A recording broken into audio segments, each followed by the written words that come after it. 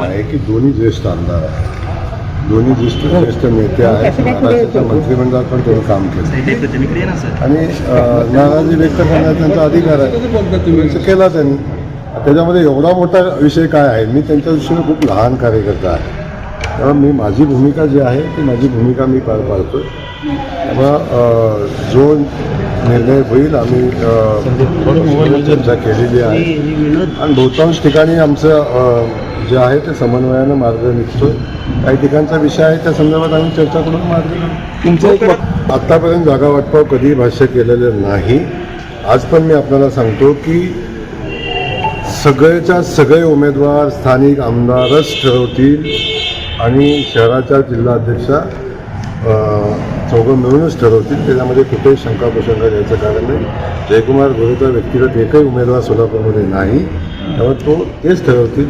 शहरामध्ये कुणासोबत युती करायची आहे, जरी प्रस्ताव निवडणुकीचा प्रभारी म्हणून माझ्याकडे आला तरीसुद्धा स्थानिक आमदाराशी चर्चा करूनच त्याचा निर्णय होईल. नक्की थोडासा विषय तो आहे.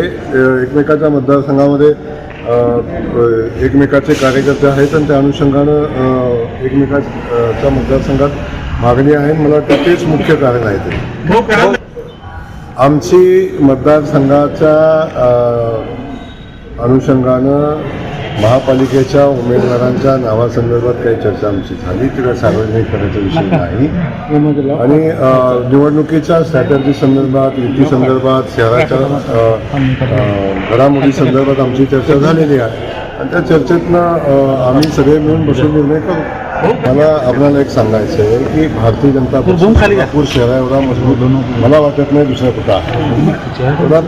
एवढी मजबूती पक्षामध्ये आहे. कार्यकर्त्यांची संख्या प्रचंड आहे. प्रत्येक आमदारांच्या कार्यकर्त्यांची संख्या नगरसेवक व्हायला इच्छुक असणाऱ्या प्रचंड आहे. एवढ्या प्रचंड कार्यकर्ते जेव्हा आहेत एकमेकांसोबत आणि ताकद तेवढी प्रचंड आहे, या परिस्थितीत थोडीशी होणार आहे. तिकिटा संदर्भात चर्चा होणार, थोडी घासाघासी होईल, थोडी नाराजी होईल. तेव्हा तुम्ही चिंता करू नका, अगदी व्यवस्थित मार्ग निघेल आणि आम्ही सगळे बसून योग्य मार्ग काढू. मी तुम्हाला पहिल्या दिवशी आठवतोय की पहिल्या दिवशी सांगितलं की शहराची निवडणूक ही स्थानिक आमदाराच्या नेतृत्वाखाली होईल.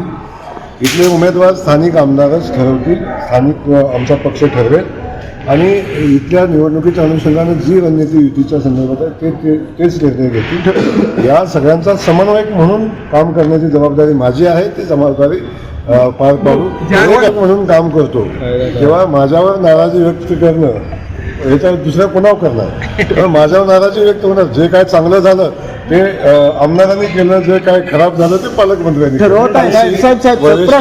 मी आजही सांगतो, बहुतांश कार्यकर्ते जे पक्षासोबत आहेत, पक्षाशी एकनिष्ठ आहेत, पूर्वीपासून कार्यकर्ते आहेत, त्यांनाच तिकीट द्यावे बहुतांश. आणि काही राजकारणामध्ये काही गोष्टी आपल्याला गणित बसवायला लागतात. शेवटी राजकारण युद्ध त्या परिस्थितीमध्ये परिस्थितीनुसार लढलं जातं, त्यामुळे काही निर्णय घ्यायला लागतील. पण बहुतांश उमेदवार हे भारतीय जनता पक्षाचे मूळ कार्यकर्ते असतील आणि निष्ठावान कार्यकर्ते. 3 दिवस करावं एवढं काम शिल्लक राहिलेलं नाही. आता आमच्याकडं म्हणजे तेवढं कामच शिल्लक राहिलं नाही, त्यामुळे बाकीची कामं आम्ही त्या 3 दिवसात महायुती म्हणून मी पहिल्या दिवशी बसून सांगेन. भारतीय जनता पक्षाची सगळ्यांना सोबत घेऊन निवडणूक लढण्याची इच्छा आहे आणि तेव्हा आमच्याकडे राष्ट्रवादी अजितदादा गटाचा कधी प्रस्ताव आमच्याकडे आलेला नाही. त्याच्यावर विचार करायचा प्रश्नच उद्भवत नाही. आमच्याकडे प्रस्ताव आलेला आहे एकनाथराव शिंदे साहेबांच्या शिवसेनेचा. त्या संदर्भात आम्ही आता मी विजय मालकाशी चर्चा केली, काल सुभाष मालकांशी मनीष होते त्यांच्याशी चर्चा झाली. तेव्हा त्यांनी ज्या जागा मागितलेल्या आहेत त्या आम्हाला देणं शक्य आहे किंवा नाही या संदर्भात आम्ही विचार करतो.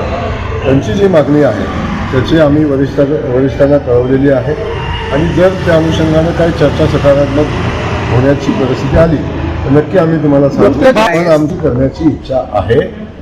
RPIचे काही लोक आहेत आठवले गटाचे, त्यांची काही मागणी आहे. परंतु त्यामध्ये काही गोष्टी आहेत की शेवटी आमचे कार्यकर्ते आहेत, त्यांचे कार्यकर्ते आहेत, युती करू आम्ही ठीक आहे.